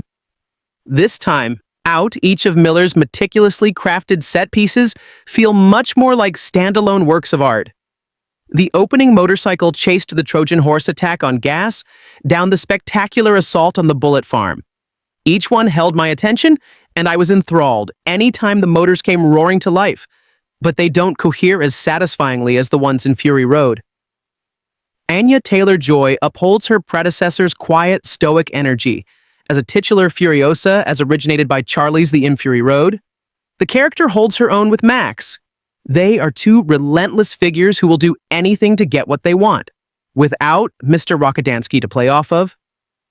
Taylor-Joy's Furiosa becomes this film's Max, and she is every bit as mysterious and driven as both Baron as the older version of the character and Tom Hardy as Max. And come to think of it, Mel Gibson as Max too. It's a crucial victory that Taylor-Joy commands our attention as much as she does. At least when Hemsworth isn't stealing the movie from her and everyone else around him. I felt the CGI effects in Furiosa much more than I did in Fury Road. That's not to suggest that computer trickery isn't present in the latter, or that there isn't a healthy amount of viscerally satisfying practical effects in the former. I was delighted when Miller upped the anti-on attack strategies during the chase sequences. In Furiosa, the villains go fully airborne. Parasailers he attached to their attack vehicles and wearing some unique gear on their feet to aid in takeoff and landing. A take to the sky in a way the polecats from Fury Road could only dream about. Tom Heulenborg, aka Junkie XL, provides a score for Furiosa that isn't anywhere near as propulsive or insistent as what he offered up for Fury Road. It's hard to be too disappointed, though, when what's on screen is so compelling. We may not have gotten to the point of water wars and war rigs quite yet. But one stray comment during Furiosa left me cold early in the film when the young girl who will become Immortan Joe's fiercest warrior is turned over to Dementis. She is given some advice. Make yourself invaluable and Dementis will look after you. I've heard a variation on that same broomamide from well-meaning people at every job I've ever had. It's an insidious piece of advice because it hides the mass motivation under most human interactions. You're only worth something as long as you can produce for others. When you can't, you become worthless. George Miller continues to explore that most base aspect of the human condition against the biggest, most bonkers canvases he can find. It's a tick below Mad Max. Fury Road, what Furiosa will undoubtedly reign as the best action blockbuster of the year.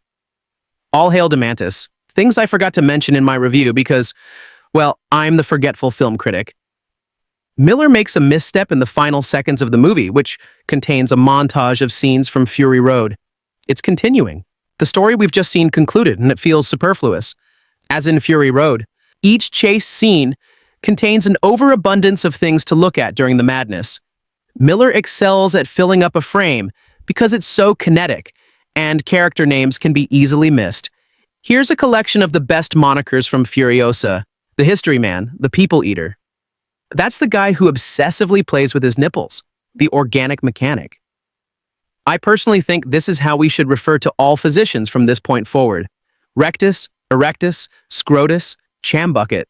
Someone out there will correct me if I'm wrong, but this time outfeatured the most intense scenes of characters having to fix vehicles while they're in motion of any Mad Max entry so far. Each time it happens is exhilarating. What stood as both George Miller's extravagant reinvention of his career, catapulting franchise, and a groundbreaking showcase of cinematic spectacle, Mad Max, Fury Road 2015, was not only one of the defining action movies of the 2010s, but of all time. Fury Road follows the titular Mad Max, played by Tom Hardy, on his journey through the wasteland, the film's barren post-apocalyptic setting. From being held captive in the Citadel, tyrant and main antagonist Morton Joe's Huai's burn fortress, to freeing a group of enslaved young women alongside Imperator Furiosa, Charlize Theron, an intoxicating brew of rapid editing, heavenly eye candy, harmonious instrumentals, and feminist allegory. The film felt like the beginning of a long line of genre-redefining audiovisual treasure chests. 9 years later, that feeling finally came to fruition, with the film's highly anticipated prequel, Furiosa, a Mad Max saga. The film follows Fury Road co-protagonist Furiosa, recasted as Anya Taylor-Joy, through 5 significant stages of her upbringing, each characterization and foreshadowing the events of the original film.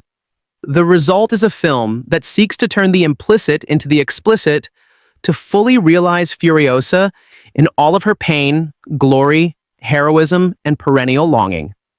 The problem is that in establishing the direct source of Furiosa's wounded nature, the film inadvertently makes her character significantly less interesting.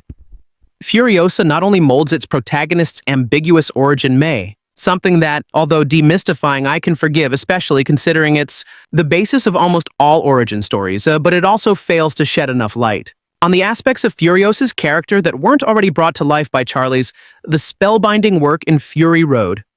In other words, it wasn't surprising. The story merely answers the questions left over from the such as, why is Furiosa missing a limb? And how did she become the war rig driver? It doesn't make Furiosa any more believable, cherishable, or absorbing. It simply serves to contextualize the unnecessary. But in its attempt to become a worthwhile character study, Furiosa reaches something entirely separate from its predecessor. Furiosa could have easily been a stale rehashing of the sensory-overwhelming style of action storytelling seen in Fury Road. Instead, it tops to be an anthological combination of wide-angle road sequences, large-scale world-building, and high-stakes character development. In its 5 lengthy chapters, the film establishes the prominent factions, power systems, and indoctrinated rituals of the wasteland, while also acknowledging their influence on Furiosa's development. While Fury Road hardly took the time to introduce its protagonist, Furiosa doesn't hesitate to clue audiences in on the enormous and treacherous world that the former tears through. As a result, the film is just as structurally fresh and cinematically reaffirming as it is poorly paced and uncommitted to any particular style. It has moments that are unlike anything the genre has produced before, while also having moments that are tedious, aimless, and forgettable. In most aspects, it's a complete and utter downgrade from its predecessor. The action sequences are less flashy. The score is unmemorable. The atmosphere feels more studio-inspired. And even Chris Hemsworth's quirky and ludicrous antagonist, Diantas, is far too much of a raging idiot to be imposing. Even the side characters, both new and old, feel insignificant and underutilized. Ayo, whether it's Furiosa's forgettable love interest, Praetorian Jack, Tom Burke, or the noticeably less intimidating than originally Immortan Joe, it hurts to be one of the few detractors to a film already being sworn in as one of the best prequels ever. Ray, especially given how relentlessly I adore the original and Furiosa as a character A. But Furiosa, the movie, simply doesn't live up to the sheer and miraculousness of Fury Road, despite separating itself from its impenetrable predecessor in both its style and form admirably. So, Furiosa will always be looked at through the age-defying shadow of Fury Road. Not only that, but the film hardly asserts itself as a worthy inclusion into the franchise beyond just being a mildly most effective. It calls my name to revisit Fury Road once more. 510s. Much like my recent review of F.A. Kingdom of the Planet of the Apes started, did anyone think we'd be getting an author Mad Max a film after the closing events of Fury Road? George Miller's runoff fan, Mad Max of films, had somewhat of a perfect ending, so I was wondering what else he could bring to this Mad Max road that hasn't been told before. Enter Furiosa, a character portrayed by Charlize the Nina Fury Road. Miller has made a prequel of sorts with the Furiosa movie which travels alongside the Mad Maxa movies, but never really intersects with the character made famous by Mel Gibson and Tom Hardy. And for a movie that I didn't think was necessary, I sure had a hell of a lot of fun watching it. The events of Furia found Furiosa and Max in search of the Green Place. They may have been unsuccessful in their mission, but Tina Furiosa and Mad Max Seoi discovered that it really did exist. Sitting like an oasis in the dry, barren desert landscape, the Green Place was known to only a certain tribe of people until it was discovered by a gang of bikers belonging to Dr. Dementa, Chris Hemsworth, and his crew. Trying to protect the secret of the Green Place, a young Furiosa, Alyla Browne, tries to get rid of the bikers, but is captured and taken prisoner. Days turned into weeks, and weeks turned into years. But throughout all that time, Furiosa, now Anna Taylor-Joy, has revenge in her heart, anger in her blood, and death in her eyes. She not only aims to take out the villain of the piece Dementas, but also anyone who dares get in her way. What I particularly love about this film, compared to the other Mad Maxa movies, is that it's not just another carbon copy of the story. If you've come to the cinema looking for another 2-hour car chase across the desert, you won't find it here. This is a character study more than a broad world-viewing movie. We get to see the story of Furiosa from childhood to adulthood, and although she may not speak much, her eyes and actions convey her emotions clearly. There are callbacks and appearances to the other films, but this film doesn't solely rely that Charlie's there and made popular, and best of all actually enhances the world of Mad Max, without stepping on the previous film's toes. Chris Hemsworth goes all out playing the character of Dr. Dantus. It's a fine line between comedic and crazy, but he seems to straddle it rather well. The only issue I had was against him, and at other times, it seemed they were with him. That it all got rather confusing. If you really think about it, you could say it was all a ploy, but in a 2 and 2-hour movie, I would much rather have it explained, rather than make up his intentions in my head. It wasn't meant to be a joke in this film. And I don't think that George Miller would have expected that it would receive as many laughs as it did, but one of the lines that left my cinema howling with laughter was hearing characters "you fang it" when a car chase is happening across the desert. This is Australianism at its finest. And one of my biggest joys with a Furiosa, a Mad Max C, was hearing Chris Hemsworth speaking in his native accent and using as many Australian phrases as he could throw into the script. For those of you unaware of fang, it means to speed up or go hard and put your foot down on the accelerator. Furiosa, a Mad Max C, may not have the non-stop action of Fury Road, but it doesn't need to. We've had that film already. This movie instead takes an insular look at a popular character, Roma Fury Rhoda, her own story.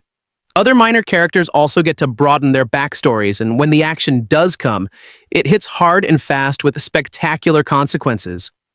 A welcome addition to the Mad Max franchise. I'm a huge fan of Mad Max, which is odd because on the whole I have no particular interest in either cars or homoeroticism.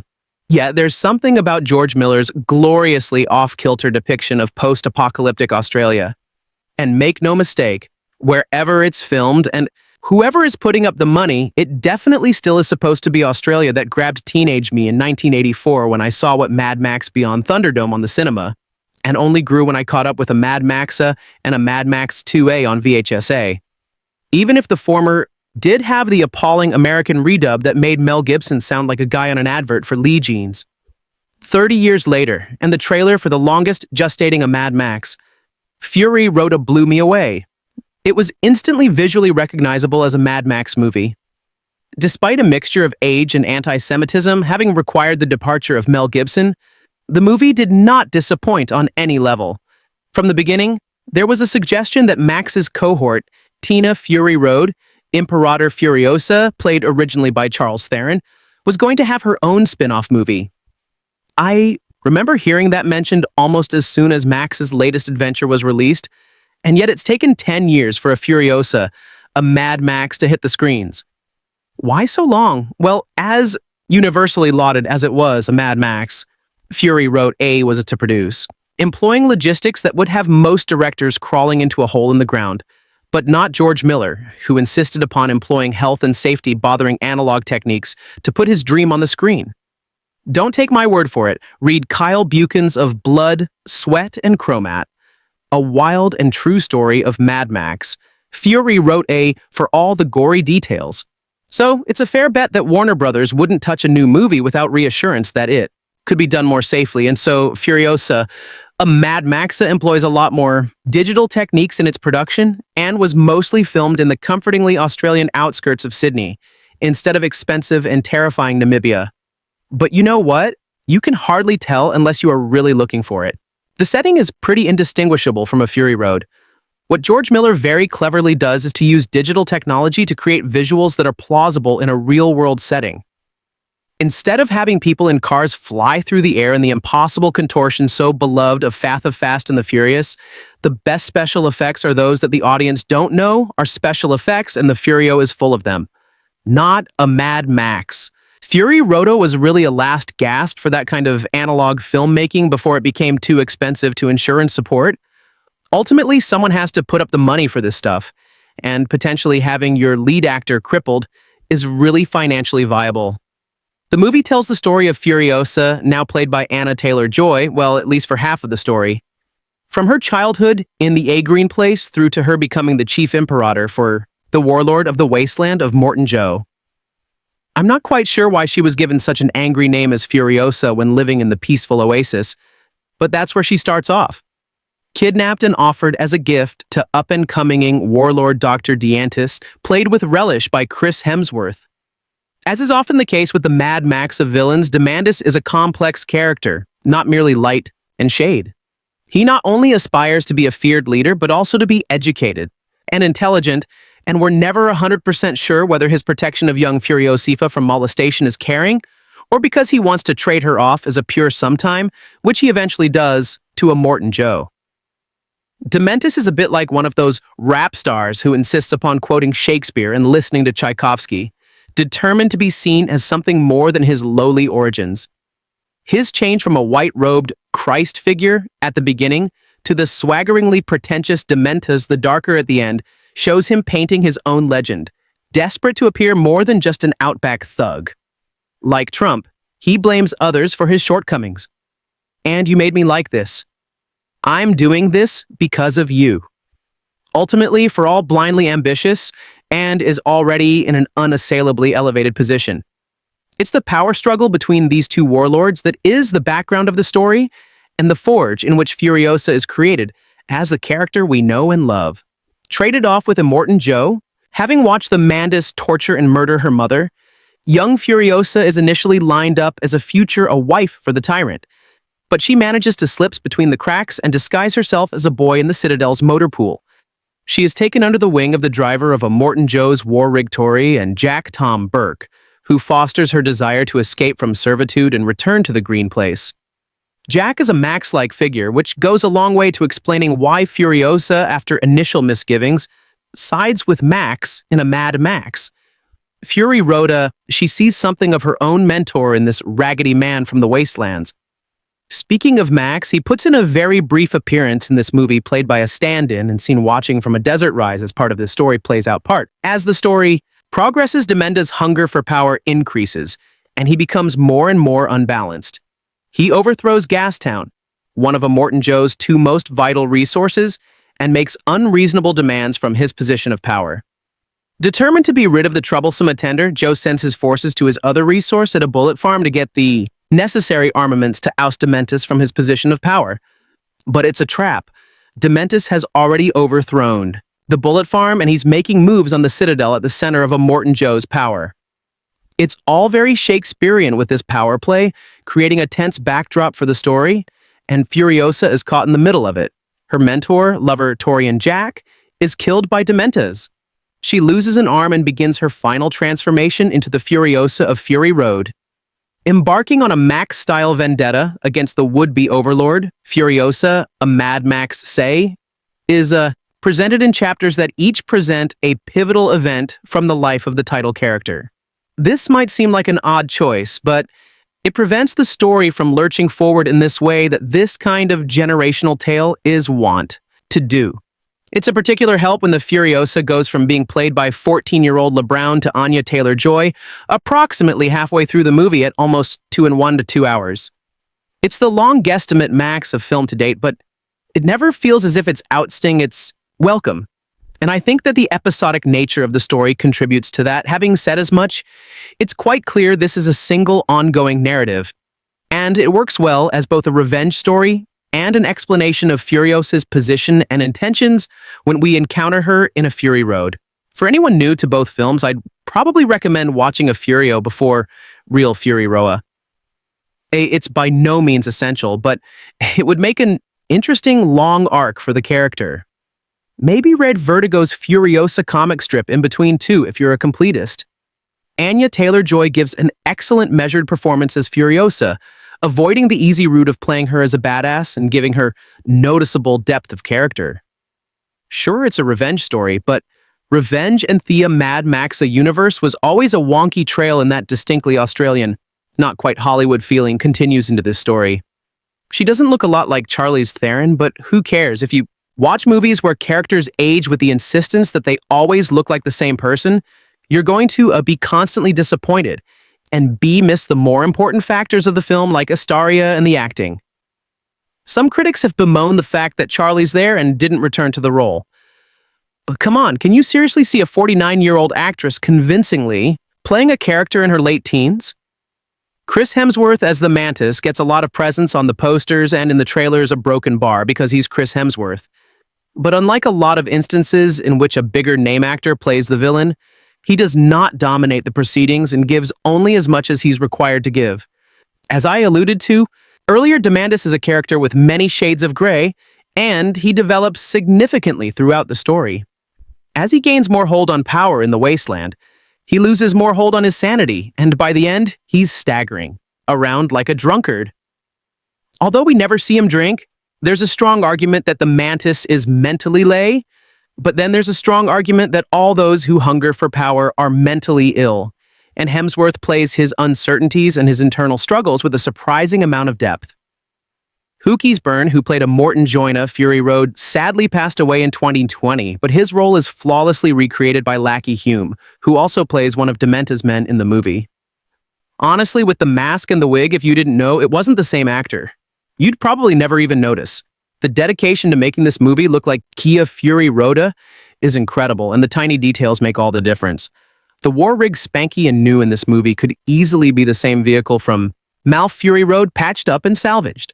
A Furio sees Immort Empire at the height of its powers, whereas Fury Road sees it in decline, and with a limited amount of time left to it. The fall of empires has been a cornerstone of storytelling since the dawn of man. And this is very much a fall of empires story brought bang up to date, but with the same cautionary message. I'll be honest, I wasn't sure what to expect from a Furiosa. A Mad Max Saga spin-offs of popular movie franchises don't have a great reputation for quality. And I think I was being a bit snooty about the production abandoning the gutsy analog qualities of Fa Fury Roda in favor of a more digital approach. But I'm happy to admit when I'm wrong, and I really love a Furiosa. It didn't just carry the Mad Maxa name as a selling point. It was a Mad Maxa movie in every respect other than featuring a Mad Maxa. And as I stated at the beginning of this review, I really adore that universe. George Miller took kill during the production of Famad Max Fury Roa, and I was concerned that I might be faced with one of my favorite directors retiring from the game. But since then, he's mad at 3,000 years of longing. And now a Furiosa. So it's great to see the director approaching 80 and still at the height of his game. From its thrumming Tom Hewlenberg score to its sumptuous cinematography by Simon Dugan. A Furiosa, a Mad Max say, has everything that I loved about a Mad Max. Fury Road, despite being made in a completely different way. If you put a gun to my head, I'd have to say that of the two, I prefer a Fury Road. Buddha Furio is just a spin of the wheel behind. This 10 years separating them, and it does lead one to wonder what the future holds for Mad Max. Miller took literally decades to get a sequel to Mad Max, beyond Thunder to Maya in front of the cameras. But his insistence on the complex and expensive analog techniques of the time might have been a stumbling block, and some information about it. How do you like our today's video? Please let us know by commenting. And if you like this video, please like it, share it, and forget to subscribe to our channel. Thanks for watching.